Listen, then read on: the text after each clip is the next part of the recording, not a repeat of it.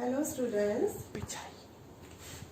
Today we will start lesson 3 of civics. Name of the chapter is what is government. So before starting the topic, I would like to give you an example. You all go to school? Yes, now? So in the school, you must be familiar with your head boy and head girl of your school. They are the head of school cabinet. Whenever you go to attend assembly or any competition, you can find them there, head boy and head girl. They instruct you how to move in a disciplined manner, how to maintain discipline. So these head boy and head girls, they help the school authority to run the school administration easily. In the same way, government is also an institution which makes the running of the country easily. So government, we need an elected body of representatives which can provide security to the people, which can maintain law and order, peace in the society. So to do all these functions, we have an elected body of representatives called government. So what is government? Government is an institution which runs the administration of the country and takes policy decisions. What are the types of government? We have different types of government: monarchy, dictatorship and democracy. Monarchy is the form of government in which the head of the country is a king or queen. This type of government is always hereditary. King or queen, they get the throne from their father or mother. This type of government is found in England. Second form of government is dictatorship. Dictatorship, in this type of government, power is concentrated in the hand of a person or a group of people, and a dictator enjoys all the powers. People, they have no right or they have no civic rights. Example of this type of government is Pakistan. Few years ago in Pakistan, there was a military dictatorship under General Pervez Musharraf. And democracy, it is the most popular form of government. India is the largest democracy in the world. Yes, we have democracy in our country. Democracy word has been derived from a Greek word demos and kratia. We can here give the definition of Abraham Lincoln. Democracy is the government of the people, for the people and by the people. And in democracy, government draws its power from the constitution. Constitution is the supreme law. Every government has to follow the rules mentioned in the constitution. Then comes functions of the government. Government has to perform various functions: to enact and enforce rules and regulations, to maintain law and order, to protect the life and property of the people, to provide civic amenities to the people. What are civic amenities? Civic amenity means basic facilities like education, roads, railways, which are provided by the government to the people. These facilities, basic facilities, are called civic amenities. And to maintain good relations with other countries. Then comes levels of government. We have a huge population with various type of people living here. And government has to perform a lot of functions, has to take a lot of decisions. So it becomes difficult for a single government to do all these tasks.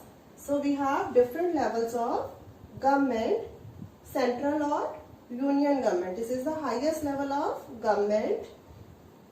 Second level is state government, and third level is local self-government. Central government, it takes the decision concerning the whole country, like making foreign policies and to maintain good relation with other countries of the world. Central government, it takes important decisions which concerns the whole country. Its head office is in New Delhi. Then state government, it works at state level. It takes decisions concerning the concerning the states, particular state like Punjab and Haryana, and takes decision at state level. Then local self-government, this is the grassroots level of the government in which the people of town and city, they themselves take decisions. because they know their problems well and they can solve their matters well. So local self-government, what is the benefit of local self-government? It reduces the burden of central and state government. Besides, local people, they know their problems well and they can solve their matters well. Then comes organs of the government. What are the organs of the government? It has three main organs: legislature, executive and judiciary. Legislature is the law-making body of the government. Executive implements or enforces the laws made by the legislature. And judiciary sees whether the government and the people obey the laws of the country. It settles the disputes. It keeps a limit or put a check on the powers of government and punishes the wrongdoers. Now we will discuss these two important points: universal adult franchise, and we will know what is universal suffrage. This, as in democracy, we people, we choose our representative by casting our votes during elections, and the representative which we choose, they form the government, and this type of government is responsible towards the people. If it doesn't work for the welfare of the people, next time people will not elect that government, and maybe this government may be removed before the term also gets over. So in representative democracy, we are given the right to vote. This right to vote is called franchise. And in Indian constitution, there is a provision of universal adult franchise. What do you mean by universal adult franchise? Universal means everybody. Adult means at the particular age. So in India, all the people who are of 18 years of age or above has the right to vote.